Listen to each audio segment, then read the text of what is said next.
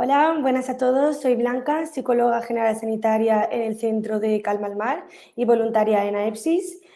Hoy tenemos como invitada a Ainhoa, que vamos a darle paso. Buenos días, Hola, Ainhoa. ¿qué ¿Qué tal? tal? Bien. Muchas gracias por querer colaborar con nosotros. Y nada, voy a empezar presentándote, ¿vale? Vale. Bueno, Ainhoa es psicóloga y psicoterapeuta individual y de grupo. Además, es especialista en psicoterapia de niños y adolescentes y es experta en trauma y apego. Hola, buenos Pues, días. buenos días. Vale, pues mira, para empezar con la entrevista, te quería preguntar primero qué es y cómo se define la enuresis y la encopresis infantil. Vale, pues mira, la enuresis es la emisión repetida de orina, ya sea en la cama o en la ropa, de manera voluntaria o involuntaria y que se presenta con una frecuencia de al menos 2-3 veces por semana durante, digamos que para dar el diagnóstico tiene que haber sucedido con esa frecuencia durante los últimos 3 meses. ¿Vale? Sí que es verdad que hay un criterio que es de edad, es decir, no se puede diagnosticar una enuresis antes de los 5 años porque evolutivamente pues la continencia y el control de esfínteres tiene un desarrollo y aunque su etapa de desarrollo habitual es alrededor de los 2 años y medio o 3, se considera que la continencia en la orina hasta los 5 años puede no estar adquirida. Por supuesto, hay otra serie de criterios también que tendríamos que descartar, pues que haya interferencia de algún medicamento que esté tomando el niño o de alguna circunstancia médica, como puede ser la diabetes, ¿vale? Y lo que sí es que hay que especificar si esa incontinencia, esa enuresis es solo diurna, solo nocturna o diurna y nocturna, o sea, mixta, ¿vale? Eso en cuanto a enuresis. Y en cuanto a encopresis, pues la encopresis es la excreción de repetidas de heces en lugares inapropiados, ya sea voluntaria o involuntariamente, con una frecuencia de al menos una vez al mes durante los últimos 3 meses, ¿vale? También hay un criterio de edad, que en este caso es de 4 años, ¿vale? Y también tenemos que descartar, pues eso, la influencia de algún medicamento que pueda estar tomando el niño o de alguna circunstancia médica, a excepción del estreñimiento, ¿vale? Porque el estreñimiento sí es algo que puede estar muy unido a la encopresis. De hecho, cuando diagnosticamos encopresis, tenemos que tener en cuenta si es encopresis con estreñimiento y por rebosamiento o sin estreñimiento y por rebosamiento. Muy bien. Para continuar con la segunda pregunta, nos gustaría saber qué diferencia hay entre enuresis y encopresis primaria y secundaria. Vale. Este es un dato importante porque aquí sobre todo va luego a afectar en cuanto al origen de la enuresis o de la encopresis y también un poco en cuanto al tratamiento o evolución. Entonces, tenemos que tener en cuenta primero que la edad habitual, como decíamos antes, aunque una encopresis no se puede diagnosticar hasta los 4 años y una enuresis no se puede diagnosticar hasta los 5, tenemos que tener en cuenta que lo habitual es que ese control de esfínteres sea entre los 2 años y medio y los 3. Y digamos, el desarrollo que suele surgir es, primero se produce la continencia de las heces, o sea, de la caca, es el primer control que adquiere el niño. Primero el control nocturno de las deposiciones, luego el control diurno, posteriormente se suele conseguir el control diurno de la orina y luego el control nocturno de la orina, ¿vale? Ese sería el desarrollo estándar, por así decir.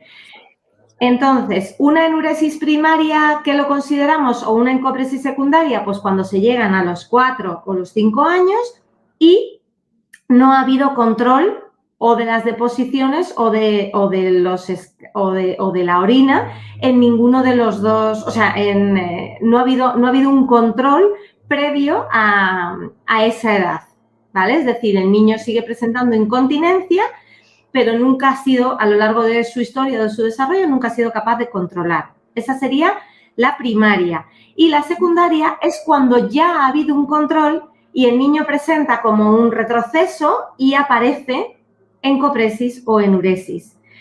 En el caso de la encopresis, esa continencia ha tenido que ser al menos de un año, o sea, no nos vale con que el niño esté controlando un mes y luego de repente vuelva a tener escapes. En ese caso no podríamos hablar de una encopresis secundaria, hablaríamos aún de una primaria porque la continencia no ha estado bien establecida del todo, ¿no? O sea, en el caso de la encopresis, para considerarla secundaria, tendría que haber al menos un año de continencia o de control. Y en el caso de la enuresis tendría que haber al menos 6 meses de control de esfínteres para poder considerarla como una enuresis secundaria. Vale, muy interesante. La siguiente pregunta, ¿qué factores influyen en su aparición? Vale, como os decía antes, efectivamente el que sea primaria o secundaria va a depender mucho o el origen de una encopresis o enuresis varía mucho en función de si es primaria o secundaria. Normalmente las primarias están más asociadas a factores de aprendizaje o conductuales, digamos, donde no ha habido un buen control de esfínteres porque a lo mejor no ha habido un buen proceso en el aprendizaje de ese control o no ha habido claves que al niño le hayan ayudado a desarrollar ese control o no ha habido una maduración suficiente. Y en el caso de las secundarias hay factores que influyen más de tipo psicológico, ¿vale? Con lo cual, digamos que el aprendizaje es importante, el proceso de aprendizaje en el control de esfínteres es importante porque si los padres no lo hacemos de una manera más o menos estructurada, nos puede conducir a una enuresis primaria o a una encopresis primaria. Pero una vez que se ha conseguido ese control, hay determinados factores psicológicos que pueden hacer que desarrollemos una enuresis o una encopresis secundaria. Entre los factores psicológicos más frecuentes, pues cambios familiares, como puede ser el divorcio, la separación de los padres, el nacimiento de un hermanito, el fallecimiento de un familiar, cambios, ¿no? Problemas más de tipo adaptativo, a lo mejor cambio de colegio, un cambio de ciudad, un cambio de país, o ya en casos más graves, ¿no? Pues situaciones traumáticas, abusos sexuales, operaciones quirúrgicas, hospitalizaciones, ¿vale? Ese tipo de factores tienen mucho más peso a la hora de que se pueda desarrollar una encopresis secundaria o una enuresis secundaria. Vale, y esto al final es una preocupación que tienen los padres. Entonces, ¿qué podrían hacer ellos para prevenirlo? Claro, efectivamente, es una preocupación por lo que decíamos antes también, ¿no? Que realmente el proceso de aprendizaje en el control de los esfínteres es algo en donde los padres influyen mucho o la manera en la que los padres lo hacen influye mucho, ¿no? Entonces, es importante que ellos tengan en cuenta determinadas cosas para poder ayudar, o sea, de manera preventiva, para que no aparezca, ¿vale?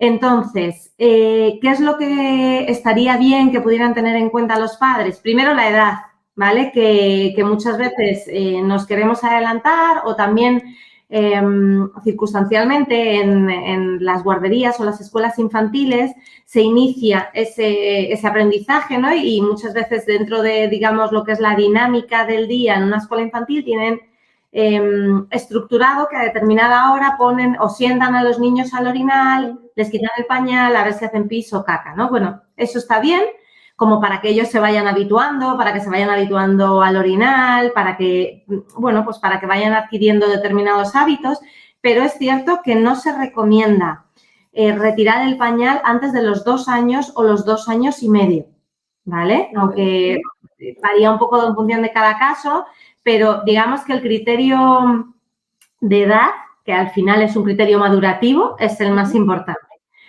Después, una vez, digamos, estamos en los 2 años, 2 años y medio, es importante ver si el niño identifica cuando hace pis o caca. Puede ser que no hable, que todavía no haya desarrollado el lenguaje, pero se señale o te pida que le cambies o no, o que sí verbalice pis, caca, ¿no? Entonces, cuando vemos que él percibe ese momento, es un buen momento para empezar con la retirada del pañal y luego eso en el lenguaje, pues que haya desarrollado palabras para designarlo, ¿no?